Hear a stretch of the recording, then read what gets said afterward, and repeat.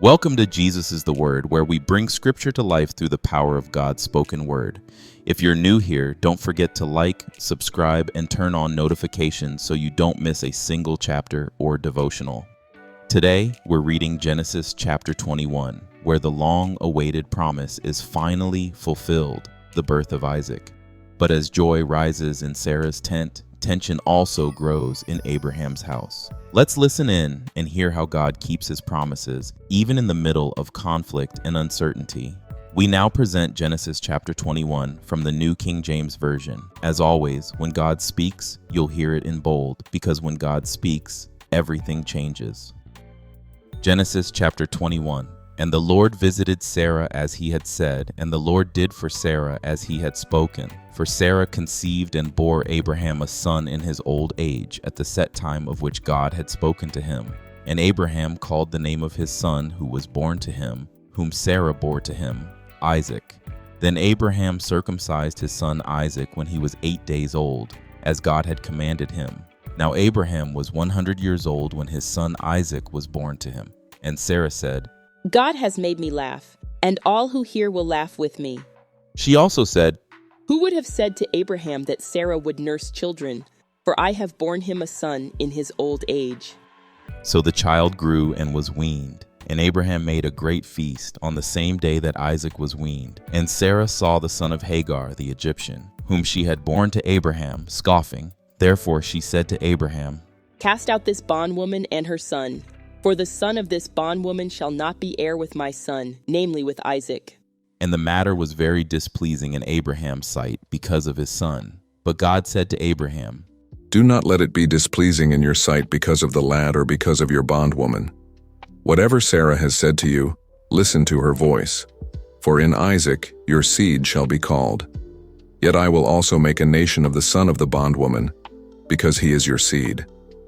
So Abraham rose early in the morning, and took bread and a skin of water, and putting it on her shoulder, he gave it and the boy to Hagar, and sent her away. Then she departed, and wandered in the wilderness of Beersheba. And the water in the skin was used up, and she placed the boy under one of the shrubs. Then she went and sat down across from him at a distance of about a bow shot, for she said to herself, Let me not see the death of the boy. So she sat opposite him, and lifted her voice, and wept. And God heard the voice of the lad.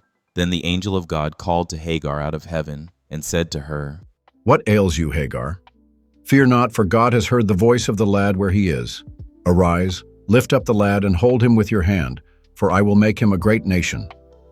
Then God opened her eyes, and she saw a well of water. And she went and filled the skin with water, and gave the lad a drink. So God was with the lad, and he grew and dwelt in the wilderness, and became an archer. He dwelt in the wilderness of Paran, and his mother took a wife for him from the land of Egypt. And it came to pass at that time that Abimelech and Phicol, the commander of his army, spoke to Abraham, saying, God is with you in all that you do. Now therefore swear to me by God that you will not deal falsely with me, with my offspring, or with my posterity, but that according to the kindness that I have done to you, you will do to me and to the land in which you have dwelt. And Abraham said, I will swear. Then Abraham rebuked Abimelech because of a well of water which Abimelech's servants had seized. And Abimelech said, I do not know who has done this thing. You did not tell me, nor had I heard of it until today. So Abraham took sheep and oxen and gave them to Abimelech, and the two of them made a covenant. And Abraham set 7 ewe lambs of the flock by themselves. Then Abimelech asked Abraham, What is the meaning of these 7 ewe lambs which you have set by themselves? And he said, You will take these 7 ewe lambs from my hand, that they may be my witness that I have dug this well. Therefore he called that place Beersheba, because the two of them swore an oath there. Thus they made a covenant at Beersheba. So Abimelech rose with Phicol, the commander of his army, and they returned to the land of the Philistines. Then Abraham planted a tamarisk tree in Beersheba, and there called on the name of the Lord, the everlasting God. And Abraham stayed in the land of the Philistines many days. That was Genesis 21. The chapter where God's promise came to life in Isaac, and where we see his mercy reach even Hagar and Ishmael in the wilderness. Has God ever kept a promise to you after a long season of waiting?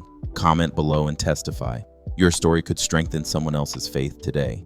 Don't forget, devotionals every Wednesday, Sunday. New chapters drop every Monday, Wednesday, Friday. Until next time, remember, the Word is alive, the Word is truth, the Word is Jesus. God bless you.